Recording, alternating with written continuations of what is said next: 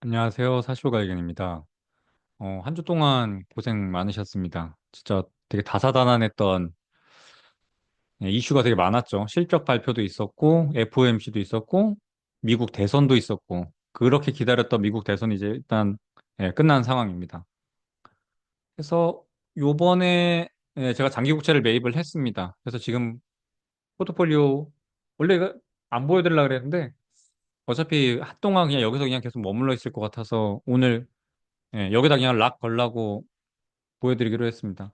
그래서 보시면 오른쪽이 제 연금 계좌인데 이거는 제가 트럼프 당선된 다음 날 사자고 영상을 올렸던 거 그냥 그대로 이행을 해가지고 지금 여기 연금은 다 미국채 매입이 되어 있는 상황이었고 오늘 또 장기채를 8천만 원 본 계좌에 지금 매입을 된 상태입니다. 그래서 보시면 삼성 5천만 원 물려 있는 거 있고 그다음 미국 달러 인버스 6천 장기채 8천 요 금리 액티브는 그냥 파킹 통장 같은 거예요. 그래서 아마 제가 그냥 따로 하고 싶거나 뭐 단타 치거나 뭐 그러면은 아마 여기 있는 자금 빼서 그냥 할 것 같고 쉬는 계좌예요, 그냥. 6천 정도로 지금 롤링하는 자금을 최대한 줄이려고 이렇게 포트를 구성을 했습니다. 그래서 지금 장기채 매수한 것만 해도 1억 좀 넘겠네요. 그래서 요거 아마 당분간 유지할 것 같아요. 이번이 아마 좋은 기회가 되지 않았나 싶어요. 저는 트럼프가 되면 오히려 장기채 투자하는 입장에서 좀 좋다고 생각하는 사람인데 일단 시장이 그렇게 반응을 안 했기 때문에 저한테는 오히려 호재였던 것 같아요. 늘 말씀드리지만 시장이 생각하는 방향과 내가 생각하는 방향이 좀 다를 때 돈이 되는 경우가 많아요. 물론 하이 리스크 하이 리턴인 건데 시장이 생각하는 방향과 내가 다른 게 저는 투자 기회로 봅니다. 그 정도로 좀 확신을 가지고 있어요. 저는 일단 확신을 가지고 있습니다. 그래서 오늘 최대한 여러분을 설득할 수 있게끔 논거를 준비해서 왔습니다. 그래서 그거 오늘 같이 보시면 될 것 같아요. 보면 10년물 금리가 트럼프 됐을 때 4.47 막 그렇게까지도 봤었는데 지금 4.3까지 많이 내려와 있습니다. 근데 이게 되게 고무적인 게 제가 봤을 때는 이번에 헤지펀드가 그 장기국채 숏 쳤던 게 어느 정도 해소되지 않았나 싶어요. 어나이닝 되는 게 아닌가. 이렇게 급하게 내려오기가 어렵거든요. 여기서 조금 더 내려가면은 분명히 숏 퀴즈 나옵니다, 이거. 헤지펀드가 숏 잡을 때는 뭐 공매도를 했을 수도 있고 10년 국채 선물 숏을 쳤을 수도 있는데 그걸 어나인딩 거두어 들이기 위해서는 결국에는 반대 포지션을 취해야 됩니다. 어쩔 수 없이 그걸 거두어 들일 때는 뭐 공매도 했던 거면은 현물을 산다던가 선물을 매도했던 경우에는 선물을 매수 포지션을 다시 취해야 한다던가 반대 액션을 취해야 되기 때문에 한 방에 되게 급속도로 빠지게 되어 있어요. 근데 저는 이번에 그게 트럼프 트레이드가 어쩌고 저쩌고 하면서 만들어냈던 게 이렇게 다시 그러니까 여기서 잘 발라먹고 나오고 있는 게 아닌가 싶습니다. 그래서 저도 이번에 들어간 거예요. 뭐 분할도 아니고 사실 딱 저 정도 투자하고 싶었는데 그냥 오늘 한 방에 다 넣은 건데 방향성이 안 보여서 사실 어느 정도 아마 자금을 좀 묶어두지 않을까 싶습니다. 뭔가 적극적으로 뭔가에 투자하기에는 방향이 보이질 않습니다, 지금. 뭐 이거 뭐야. 코스피 장 같은 경우에도 지금 오늘 보니까 거래일이 한 4거래일? 이 다음 주 목요일이 옵션 만기입니다. 월물 옵션. 근데 오늘도 보면은 외국인이 월물 콜옵션, 풋옵션 양매도가 들어가 있는데 뭐 100억, 200억 단위로 말도 안 되게 그게 돼 있더라고요. 아닌가? 내가 잘못 봤나? 잠시만요.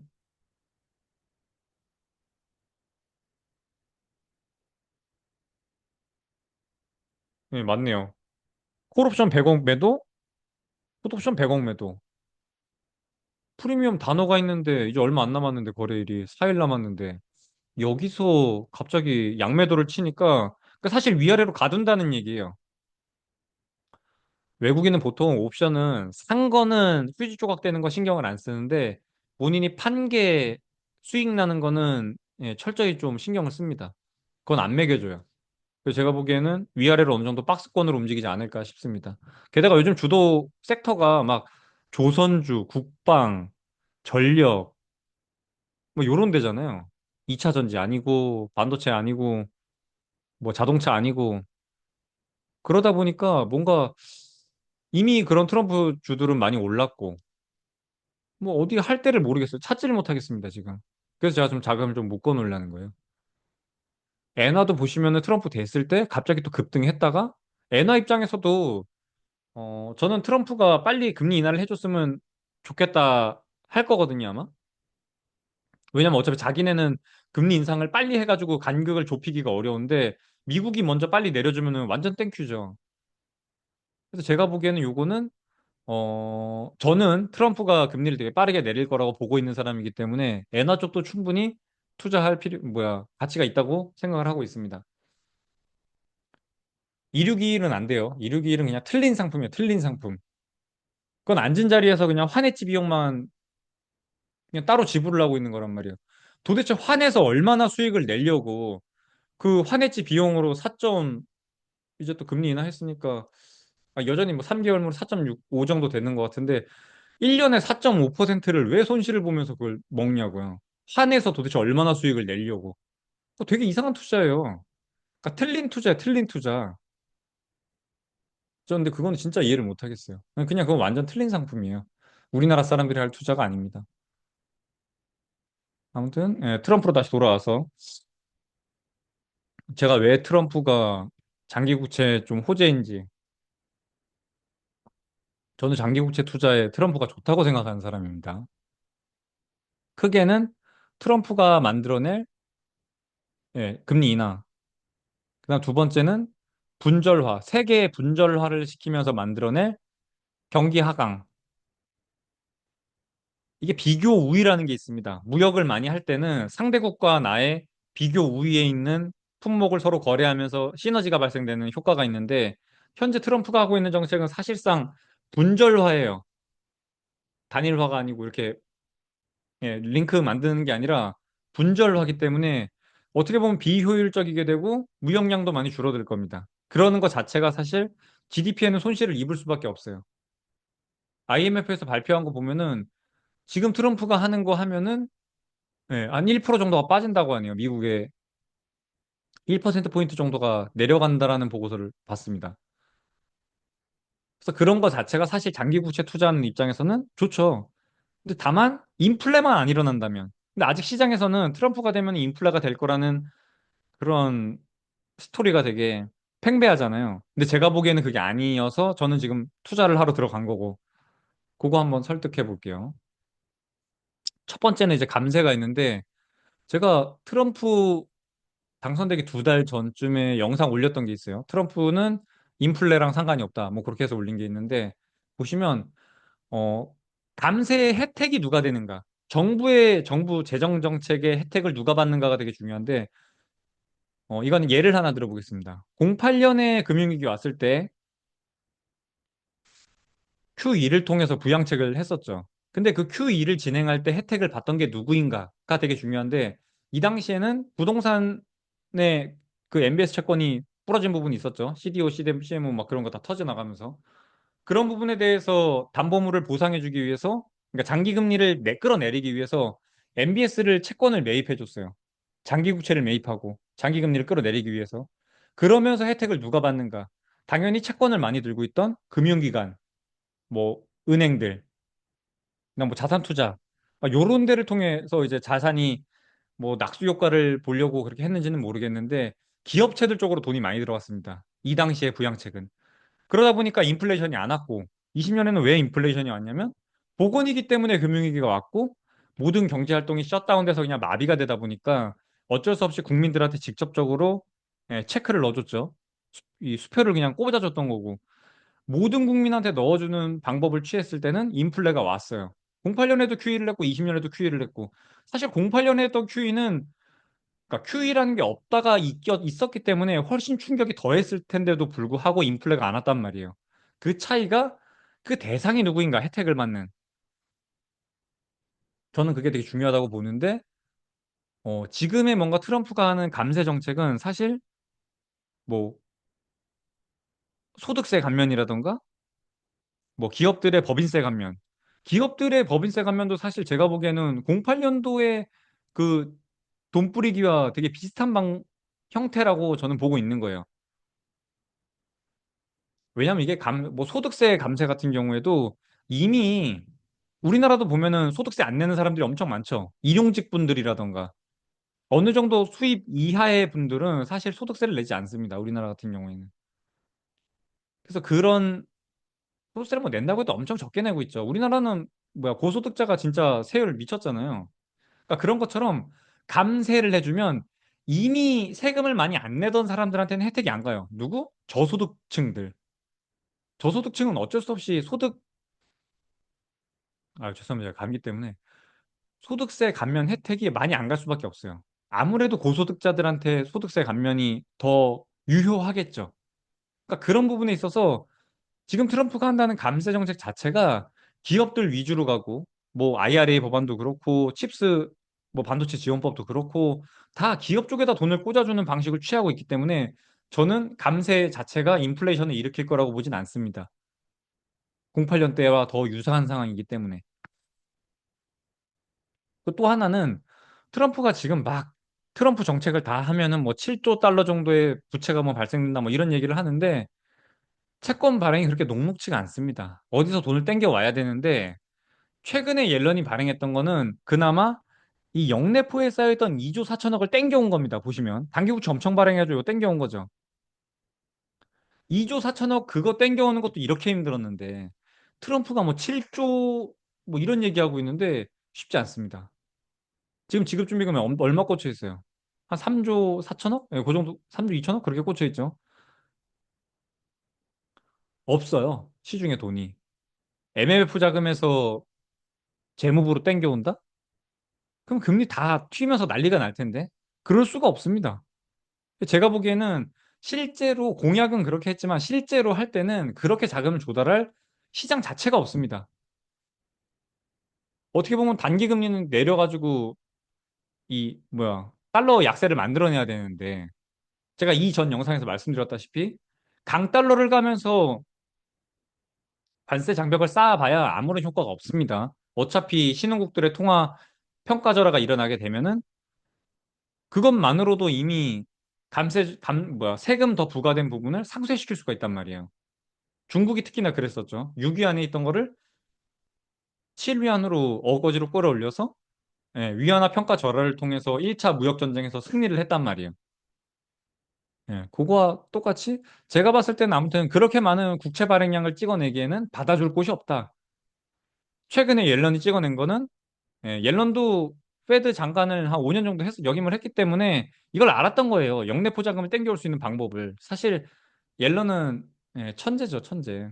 이 자금을 땡겨온 거죠, 의도적으로. 그래서 트럼프가 직접적으로 그렇게 큰 자금을 조달하기에는 좀 어렵다. 그렇게 보고 있습니다. 두 번째는 이제 무역 전쟁인데 우선 1차 무역 전쟁 때 CPI가 어떻게 했는지 확인을 해보면 보시면 뭐 2.5 부근에서 조금 튀었던 부분이 있는데 그렇게 문제가 되는 정도는 아니었어요. 물론 뭐 요 당시에 계속 인플레라는 게 없다가 2%를 처음으로 막 넘기 시작해서 조금 찰랑찰랑거리고 있어가지고 걱정이 되긴 했지만 지금보다도 더 낮은 레벨이에요. 지금 되게 많이 내려왔다고 하는 이 레벨보다도 낮은 레벨 상황이었습니다. 뭐 실제로 보시면 인플레가 뭐 내려오기도 했고 뭐 기저효과 때문에 이렇게 차트가 그려진 거긴 하겠지만 그 뒤에 이제 그냥 다시 내려서 안정화를 취했죠. 그러다가 19년 후반에 갑자기 또 레포 발작 일어나면서 QT가 중단하게 되고 금리 인하하면서 낮 QE 요때 했었죠. 그거 하면서 다시 또 금융 상황을 좀 완화로 만들다가 코로나 맞이하게 된 거였고. 그래서 그 당시에는 인플레가 그렇게 크게 오지 않았습니다. 두 번째는 수출 품목의 변화.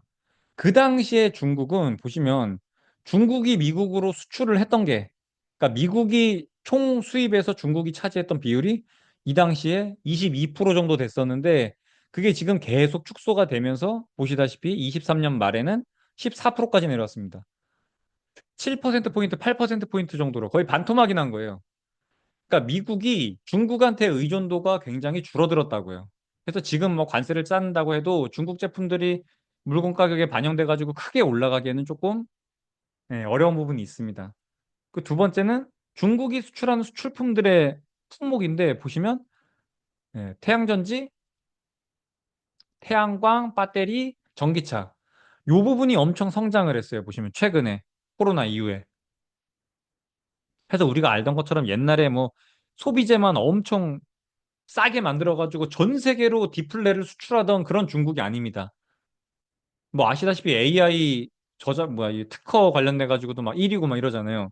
그러니까 중국이 충분히 선진화되어 가고 있는 상황이에요. 예전처럼 그냥 막 그런 족밥 신흥국 중국이 아닙니다, 이제는. 그게 이런 거에서도 이제 보이죠. 이게 18년, 19년, 20년 이렇게 보시면 되는데, 자동차. 예전에는 수입을 많이 했었는데 지금 수출 많이 하고 있죠. 아까 말씀드린 대로 전기차도 많이 수출을 하고 있는 상황이기 때문에. 그리고 화학 원료 제품.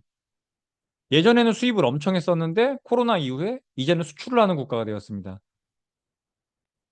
제가 요거는 또 제가 여기에 종사를 했었기 때문에 제가 화학 폴리카보네이트 만드는 곳에서 이제 연구원으로 7년 정도 근무를 했는데 제가 요때 입사했습니다. 16, 17 요때. 아니 요 전 딱 요때 입사했네. 17년에. 요때 어땠냐면 저희가 중국 쪽으로 수출을 진짜 많이 했었어요. 중국이 수출에 진짜 많은 부분을 차지해서 공장도 그쪽에다가 이제 많이 지었었던 거고. 그래서 수익이 엄청 잘 났었는데 얘네가 코로나 이후에 갑자기 지네가 만들어서 팔기 역수출을 하기 시작합니다. 그러면서 지금 실적이 완전 박살이 난 상황인데 이게 어떻게 된 거냐면 예전에는 저희도 컴파운딩을 해서 뭐 이렇게 대형 제조업체에다가 많이 납품을 했었는데 어느 날부턴가 중국에서 그쪽으로 이제 샘플을 보내기 시작한 거예요. 그래서 그 제조업 이제 고객사에서 우리 쪽으로 야, 중국에서 이런 거 들고 왔는데 너네 더 물건 싸게 들고 올 수 있냐? 그런 걸 했었는데 사실 우리가 당연히 원가 절감을 많이 하긴 하는데 이게 그 아예 상상도 못할 정도의 가격을 제시합니다. 중국에서.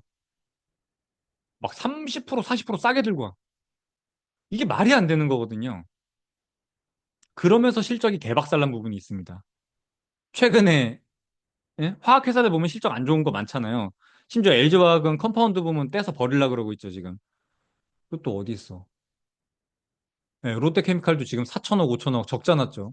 그러니까 그런 게 예전에는 중국 쪽으로 수출을 진짜 많이 했었는데 우리나라가 보면은 지금 오히려 중국이 팔고 있습니다. 뭐 하나 싸게 만든다 싶으면 진짜 말도 안 될 정도로 싸게 만들어서 수출을 해요. 아까 말씀드린 것처럼 원가 절감 30% 40%를 어떻게 합니까? 5% 하는 것도 5%만 해도 대박 난 건데 그 정도의 갭이에요. 앞에서 말한 태양광? 태양광도 제가 LG전자에서 태양광 관련 하시던 분 만났었는데 그때 20년, 21년 그때 저랑 얘기할 때 무슨 말씀하셨냐면 거기도 동일했어요. 30% 40% 싸게 들고 온다는 거야. 납품가가 그렇대요. 그걸 어떻게 맞춰요? 그러니까 아예 상상을 초월할 정도로 싸게 납품을 한단 말이에요. 그런 부분, 그러니까 옛날처럼 막 그 소비재 단에서만 수출을 하는 중국과는 지금 차원이 달라졌습니다. 저희 집에 지금 로봇 청소기 쓰거든요. 로봇 청소기도 로보락이 다 먹었죠, 그냥 아예. 로봇 청소기는 로보락. 이렇게 거의 뭐 대명사처럼 쓰이고 있잖아요. 그러니까 중국이 예전처럼 그런 하위 기술을 가진 제품을 수출하는 게 아니라 품목 자체도 굉장히 변화가 됐습니다. 선진 기술로. 그런 것도 저는 굉장히 중요하다고 생각을 해요. 보시면 아예 달라졌어요. 수출 품목 자체가. 그래서 지금 뭐 저렇게 무역 전쟁을 하면 CPI가 5내 만에 막 이런 얘기를 하는데 저는 아예 반대로 생각하고 있습니다. 무역 뭐 관세 올려가지고 쌓더라도 인플레가 안 오는 거는 당연하고 오히려 중국에서 들어오는 물품의 가격이 올라가기 때문에 그거 자체로도 일단 소비 위축이 저는 발생될 걸로 보고 있어요. 뭐 구매력 자체가 굉장히 올라간 상황이면 모르겠는데 뭐 100원 하던 게 150원 되면 여전히 그걸 살까요? 대체품을 찾던가 뭔가 저는 그런 다른 방법 때문에 인플레이션이 안 올 거라고 보고 있어요. 오히려 저는 그렇게 소비 위축을 시켜서 디플레가 올 거라고 보고 있습니다. 그러니까 경기가 안 좋아질 거라고 보고 있어요. 그러니까 또 하나 보시면 중국이 언제부턴가 미국의 국채를 사주지 않고 있어요. 이게 되게 중요한 건데 중국이 그렇다고 달러를 사서 들고 오는 양이 줄어들진 않았잖아요. 계속 제가 말씀드렸지만 무역 흑자를 보고 있단 말이에요. 그럼 달러를 들고 분명히 본국으로 들고 갔을 텐데 그 달러는 다 어디 갔죠? 예전에는 그 달러가 무역 수지 흑자가 발생이 되면은 다 어지간하면 그냥 미국채를 사서 쟁여놨단 말이에요. 근데 그게 요즘은 오히려 달러를 들고 오고 있음에도 불구하고 미국채 비중을 축소시키고 있어요. 이 말은 뭐냐? 더 이상 미국의 부채를 중국이 사주고 있지 않다는 거예요. 그 레이 달리오의 세계 경제 사이클 그거 보시면 원래 선진국에서 부채를 해외로 수출을 한단 말이에요. 근데 지금 미국이 뭐 중국이 취하고 있는 거는 뭐냐면 달러는 달러대로 본국으로 들고 가고 있으면서 반 뭐 반대급부에서는 미국채까지 팔고 있는 거예요. 달러를 또 들고 가고 있죠. 그거 다 어디로 가고 있어요? 뭐 1대1로처럼 해외에 투자하거나 아니면 금 사고 있죠, 금. 그러니까 미국 입장에서는 지금 중국이 달가워할 수가 없습니다. 원래 중국이 옛날처럼 미국의 부채를 수입을 해줬어야 되는데 더 이상 중국이 그걸 하고 있지 않아요. 저는 뭐 러시아 전쟁 때 그 러시아 자금 동결시켰던 것도 큰 여파가 있다고 생각은 하는데 그러면서 중국이 본인들의 외화 보유고를 지금 예, 금으로 채워넣고 있는 상황인 거죠. 예, 그렇게 보시면 될 것 같아요.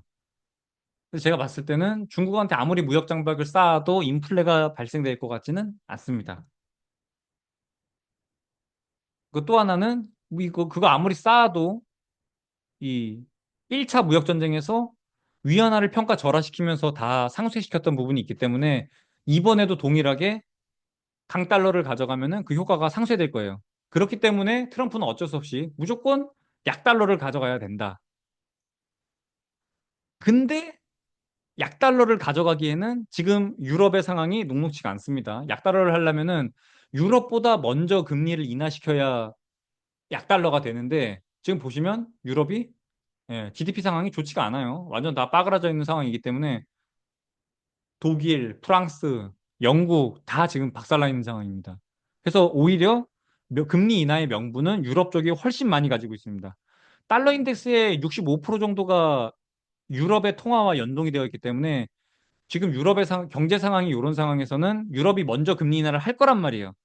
그러면 미국도 안 할 수가 없습니다. 미국도 금리 인하를 할 거예요.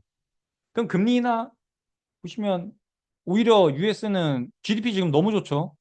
계속 말씀드렸지만 GDP 나우 지금 2.5% 찍혀 있고 2%만 넘어도 대박인데 지금 2.5% 찍혀 있으니까 사실 미국의 경제 성장률은 엄청 높다. 근데 유럽이랑 미국이랑 이렇게 경제 성장률 차이가 나는데 어떻게 유럽에 발맞춰서 미국이랑 같이 미국이 금리 인하를 할 것인가 보면은 유럽이 먼저 금리 인하 일단 단행해서 쭉쭉 내려가고 있습니다. 근데 미국이 지금 금리 인하를 만약 그러니까 같이 못 내려가는 이유가 또 인플레 재발하는 거 아니야? 이런 얘기를 하는데 보시면 첫 번째는 일단 연준의 대차 대조표가 08년 이전과 이후에 많이 바뀌었습니다. 08년 이전에는 자산의 단기국채, 은행 대출 이거 이제 콜금리로 산업은행들한테 대출해 준 거죠. 그러니까 부채에는 통화, 지급준비금이 있는데 통화랑 지급준비금에는 이자가 없었어요. 이자도 지급준비금의 이자도 뭐 25bp, 40bp 뭐 이 정도로 초과 지급준비금에 대해서 이자를 지불했는데 그냥 없다고 봐도 되는 거고. 그래서 요때는 금리를 올리면 자산에서 발생되는 이자가 증가하기 때문에 연준으로 시장에서 연준으로 들어오는 돈이 있었죠, 이자가. 그게 이제 어떻게 보면 시장에서 연준으로 유동성을 흡출하는 효과가 발생됐던 거고, 반대로 자산군의 단기금리를, 기준금리를 내리면 콜금리도 내려가고, 단기국채 금리로 내려가다 보니까 시장에서 유동성을 흡출하는 게 줄어들었죠. 근데 08년 이후에 BS가 바뀌었죠, 지금. 자산에 장기국채가 편입이 되었고, MBS 국채가 MBS 채권이 편입이 되었고, 부채에는 오히려 지급준비금, 현재 초과 지급준비금이죠. 다 법정 지급준비금이 0%이기 때문에 지급준비금 역내포가 생겼는데 지급준비금 계좌와 역내포 계좌는 기준금리와 연동돼서 금리가 움직입니다. 한마디로 금리를 올리면 부채 쪽에서 발생되는 그러니까 이 비용이죠. 연준 입장에서는. 연준에서 밖으로 나가는 이자가 증가하는 거기 때문에 오히려 시장의 유동성이 창출이 됩니다. 이해되시죠?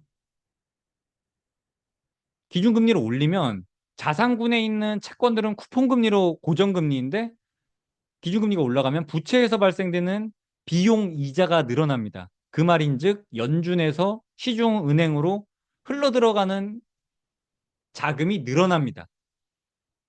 이 완전 역설이죠. 기존에 알던 거랑 다르죠. 옛날에는 기준금리를 올리면 시장에서 연준으로 유동성이 흡출이 됐는데 어떻게 됐어요, 지금은? 기준금리를 올리면 오히려 연준에서 시장으로 흘러들어가는 유동성이 창출이 됩니다, 오히려. 그게 왜 그러냐면 지금은 지급준비금이 너무 많아요. 보시면 뭐 100억 달러도 안 되던 지급준비금이 지금 어때요? 법정 지급준비금이 0%임에도 불구하고 3조 3천억 정도가 쌓여 있죠. 이거에 대한 이자가 비용으로 계속 시중으로 유동성이 방출이 되고 있는 상황이었죠. 보시면 고금리를 유지했던 23년도에도 M2가 늘어나고 있죠. 더 이상 연준이 기준금리를 올리니 내리니 가지고 은행의 대출이 줄어들고 늘어나고 하질 않습니다. 그게 최근에 딱 보여졌다는 거예요. 그냥 명확하게 보이잖아요. M2가 늘어나고 있어요. 양적 긴축에다가 고금리 5.5%를 했는데 대출이 늘어난다? 제가 방금 말씀드린 요 상황이 예? 딱 연출이 된 거라고 보시면 돼요. 방증이잖아요, 완전. 완전 증거잖아요, 이게. 기준금리를 올렸는데 대출이 늘어나. 왜? 지금은 지급준비금이 너무 풍부하기 때문에 은행들의 조달 금리가 기준금리에 연동이 돼서 움직이지가 않습니다. 어차피 나는 돈 많아요, 은행은. 그래서 결국에는 대출은 은행의 수익과 관계되는 게 아니라 은행 입장에서는 어차피 조달 비용이 0에 거의 수렴된 상태이기 때문에 그냥 수요가 많냐 적냐에 따라서 대출이 늘어날 뿐입니다. 더 이상 연준의 기준금리 컨트롤러는 은행의 대출을 막거나 늘리거나 할 수가 없습니다. 그게 지금 딱 나타난 거예요, 여기.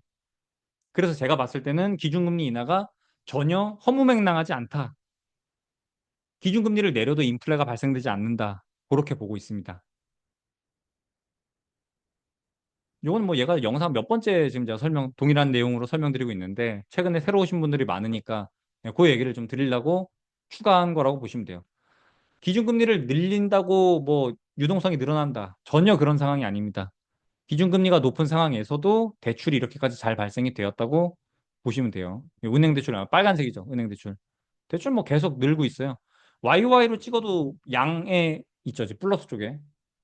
M2도 뭐 당연히 플러스 쪽에 있는 거고. 그러니까 지금 기준금리 인하한다고 해도 딱히 유동성이 늘어나거나 그러질 않아요. 대출은 오로지 지금은 수요에 달려 있습니다. 대출을 받으려는 사람이 많냐, 적냐에 달려 있습니다. 기준금리가 낮냐, 높냐가 아니라. 그렇게 보시면 될 것 같아요. 그런 것 때문에 그렇게 높고 타이트한 금융정책에도 불구하고 M2도 늘고 대출도 늘고 하면서 주가는 뭐 아시다시피 최고가를 계속 경신하고 있는 상황이죠. 그래서 뭐 오늘 다시 요약을 한번 해볼까요? 국채 샀다. 최근에 저렇게 막 급하게 빠지는 거 봐서는 어느 정도 공매도 세력이 어나인딩하는 부분이 있는 것 같다. 엔화 투자도 굉장히 좋을 것 같다. 트럼프가 된 게 제가 보기에는 금리 인하를 빡빡빡 할 것 같은데 일본 엔화 입장에서는 자기네는 금리 인상하는 거는 많이 제한적인데 미국이 먼저 해주면 완전 땡큐죠. 외환 입장에서는. 트럼프가 감세를 하는 게 주로 법인세, 그다음 뭐 소득세 감면인데 그거의 혜택을 누가 받는지가 인플레를 유발하냐 안 하냐가 결정이 될 것 같은데 지금의 이 감세 정책 같은 경우에는 08년 상황과 유사하기 때문에 인플레를 유발할 것 같지 않다. 국채 발행 막 7조 달러 막 찍어내네 뭐네 떠들고 있는데 7조 달러를 땡겨오기에는 시장 상황이 그렇게 녹록하진 않다. MMF 자금을 땡겨오기에는 발작을 일으키지 않는 선에서 땡겨오기에는 무리가 있을 것 같다. 그래서 실제로는 저는 그렇게 국채 발행을 많이 못할 걸로 보고 있습니다. 그다음 무역전쟁. 무역전쟁 같은 경우에는 1차 무역전쟁 때도 보시면 CPI가 그렇게 크게 튀는 부분이 없었고 18년, 19년에 이 중국의 미국의 수출 비중 자체가 이때는 22% 정도 되던 게 지금은 쭉쭉 줄어들면서 중국이 매수로 굉장히 많이 돌렸습니다. 그러면서 지금 14%까지 내려오면서 거의 반토막이 나 있다. 1차 무역전쟁 할 때와 2차 무역전쟁 당시 지금 이 비중 자체가 많이 줄어들었다. 그다음 두 번째는 품목 자체가 굉장히 변경이 되었는데 단순 소비재, 인력만 때려박아가지고 하던 거에서 태양전지, 리튬 배터리, 그다음 전기 자동차 이런 걸로 많이 품목이 변경이 됐기 때문에 CPI에 영향 주는 부분은 많이 줄어들 것 같다. 이 중국 수출 품목만 보더라도 예전에는 이 뭐 자동차나 화학 원료 같은 거 많이 수입을 했었는데 이제는 오히려 수출 국가로 바뀌었다. 품목 자체가 많이 바뀌었기 때문에 이러한 항목들이 주는 인플레 영향은 굉장히 미미할 걸로 예상이 된다. 네, 요거는 이제 뭐 그 얘기 드렸던 거고. 그리고 1차 무역 전쟁에서 그 관세를 쌓았던 거를 상쇄시키기 위해서 중국이 취했던 방법이 위안화를 평가 절하를 시키는 거였고 6위안에서 7위안까지 평가 절하를 시키면서 사실상 관세 효과를 상쇄시켰다. 그래서 여전히 무역 흑자가 났었다. 요 시기에. 그래서 요거를 트럼프는 반복할 수 없기 때문에 강달러를 어쩔 수 없이 약달러로 만드는 정책을 취해야 한다. 그 두 가지를 동반하지 않으면 1차 무역 전쟁과 동일한 게 발생이 되기 때문에 제가 생각했을 때는 또다시 반복하진 않을 걸로 보고 있습니다. 그래서 약달러로 만들 것이다. 그게 이제 전 시간에 말씀드렸던 부분인 거고.